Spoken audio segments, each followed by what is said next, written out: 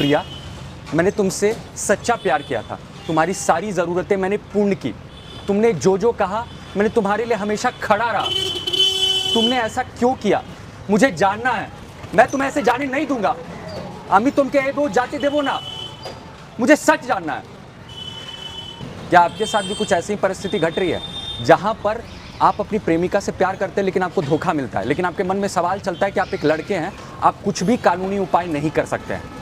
आज हम आपको एक ऐसा कानूनी उपाय बताने जा रहे हैं जिसका इस्तेमाल करके आप अपनी गर्लफ्रेंड को, आपकी प्रेमिका को अपने समक्ष खड़ा कर सकते हैं और उससे जवाब मांग सकते हैं कि ऐसा उसने क्यों किया, और उसके ऊपर अगर चाहें तो कानूनी कार्रवाई कर सकते हैं। सच जानने के लिए वीडियो को अंत तक देखना ज़रूरी है।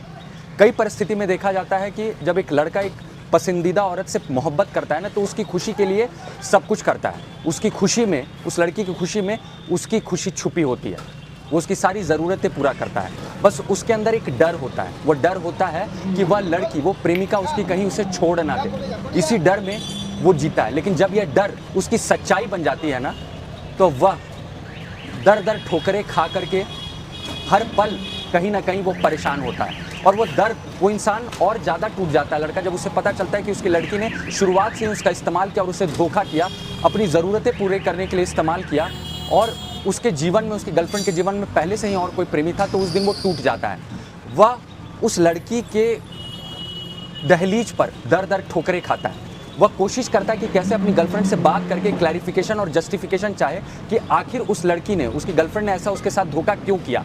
वो उसके पीछे घूमता है, बात करने की कोशिश करता है, लेकिन जवाब में उसे मिलता है तो इग्नोर। वो लड़की उसे इग्नोर करने लगती है और उल्टा धमकी देती है कि वह उसे झूठे मुकदमे या कानूनी कार्रवाई में फंसा देगी। ऐसी परिस्थिति में लड़का परेशान हो जाता है। लेकिन अब आपको घबराने की ज़रूरत नहीं है। जब भी ऐसी परिस्थिति घटना घटे तो सबसे पहले सारे दस्तावेज, प्रूफ्स लेकर के किसी योग्य अधिवक्ता के पास जाएं जिस पर भी आप भरोसा करते हैं।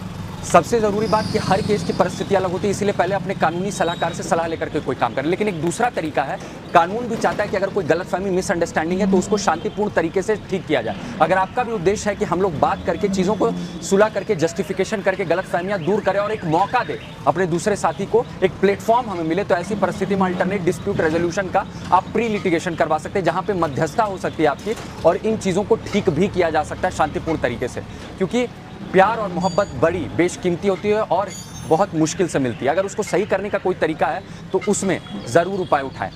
समझने वाली बात क्या है कि आपके लिए कानून खड़ा है। कानून सिर्फ एक जेंडर का नहीं है, बल्कि न्याय पाना सबका अधिकार है। ऐसी परिस्थिति में घुट घुट करके जीने की आवश्यकता नहीं है, क्योंकि कानून आपके साथ खड़ा है। सही सलाह लेकर के कदम आगे बढ़ाएं।